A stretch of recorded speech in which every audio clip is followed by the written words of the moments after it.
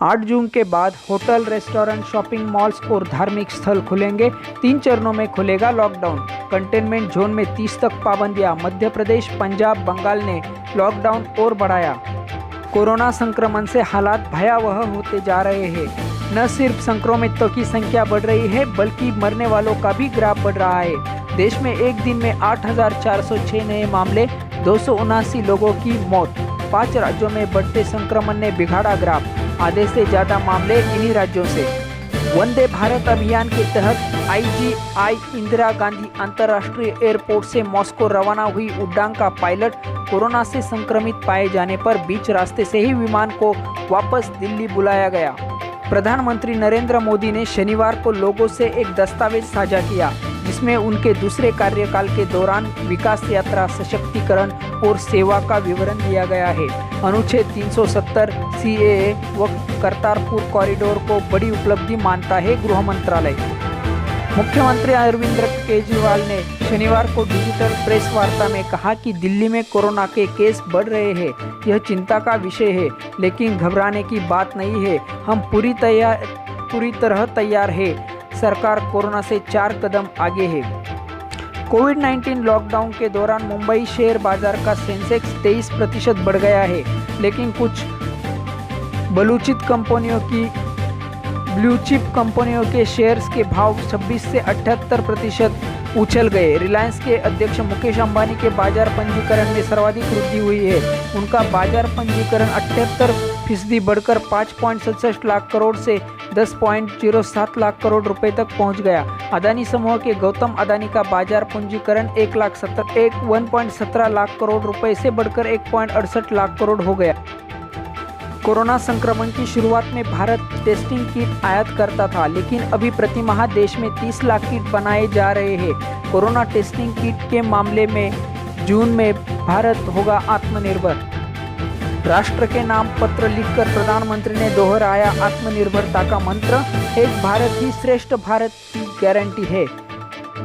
North east Delhi में सट्टा बाजार, नशे के कारोबार, विवादित प्रॉपर्टी और अवैध कसाई खाने से रंगदारी वसूलने के लिए कत्लेआम का सिलसिला जारी है। अवैध वसूली के इस धंधे पर कब्जे के लिए पिछले 10 साल से चल रही गैंगवॉर में अब तक 40 से ज़्यादा जानें जा चुकी है। लॉकडाउन में काफ़ी बढ़ गए हैं ऑनलाइन ठगी के मामले। हैकर्स दिखा रहे हैं अलग अलग तरीके से कोरोना वायरस का डर। श्रमिक विशेष ट्रेनों के परिचालन के बाद 1 जून से चलने वाली ट्रेनों को लेकर पुरानी दिल्ली रेलवे स्टेशन पर तैयारियां हो चुकी है। कुर्सियों पर शारीरिक दूरी बनाकर बैठने के लिए निशान बनाए गए हैं। लॉकडाउन के चौथे चरण में सरकार की ओर से ढील देने के बाद शनिवार को कोलकाता के हावड़ा ब्रिज पर वाहनों की कतार नजर आई। आगरा में शुक्रवार को देर रात आंधी तूफान की वजह से विश्व प्रसिद्ध ताजमहल की इमारत को खासा नुकसान पहुंचा और इस दौरान ताजमहल के मुख्य अकबरों की संगमरमर की रेलिंग टूट गई और उसकी जालियां भी टूट गई। सुरक्षा बलों ने कश्मीर में अपने आतंकरोधी अभियान को जारी रखते हुए शनिवार को कुलगाम में 2 स्थानीय आतंकियों को मार गिराया। जाना था औरंगाबाद, बैठा दिया अर्सिया स्पेशल ट्रेन में। यह झटका क्या कम था कि 16 घंटे तक खाना भी नहीं मिला। यह घटना हुई है हरियाणा में। दरअसल बहादुरगढ़ से 1200 और सोनीपत से 400 लोगों को बस से लाया गया था। इन्होंने बिहार जाने के लिए रजिस्ट्रेशन किया था और अर्सिया बिठा दिया।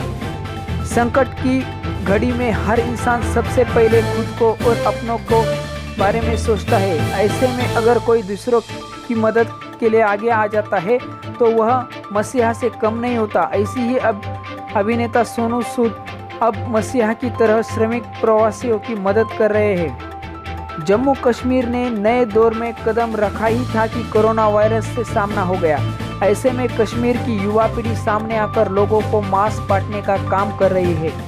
चीन के साथ बढ़ते तनाव के बीच भारतीय नौसेना के अधिकारियों का एक 4 सदस्यीय दल भी लद्दाख पहुंच चुका है। यह दल पैंगोंग त्सो झील में गश्त के लिए आवश्यक साजो सामान की रणनीति की समीक्षा कर रहा है। लद्दाख में भारत के साथ दादागिरी करने वाले चीन को सबक सिखाने के लिए सोनम वांगचुक द्वारा शुरू किए गए चीनी सामान बहिष्कार अभियान को फिल्मी सितारों का भी साथ मिल रहा है। महाराष्ट्र और कर्नाटक की सरकारों ने कोरोना वायरस का संक्रमण रोकने के लिए सार्वजनिक स्थानों पर थूकने के लिए प्रतिबंध लगा दिया है। विराट कोहली 2.6 करोड़ डॉलर कुल कमाई के साथ फोर्ब्स की 2020 में विश्व में सबसे अधिक कमाई वाले खिलाड़ियों की सूची में एकमात्र भारतीय है। भारतीय कंपनियों ने अपने बेहतरीन कार्यों और उत्पादों से विश्व के कोने कोने में अपनी खास पहचान बनाई है। कोविड-19 के संक्रमितों के लिए वेंटिलेटर बनाने का मिला लाइसेंस। अमेरिका के राष्ट्रपति डोनाल्ड ट्रंप ने विश्व स्वास्थ्य संगठन के साथ सभी संबंध समाप्त करने की घोषणा की है।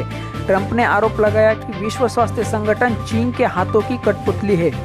अमेरिका में अश्वेत व्यक्ति के मौत से शुरू हुआ प्रदर्शन 20 राज्यों तक फैला। लोगों ने जमकर तोड़फोड़ की। में रोबोट की मदद ली जा रही है।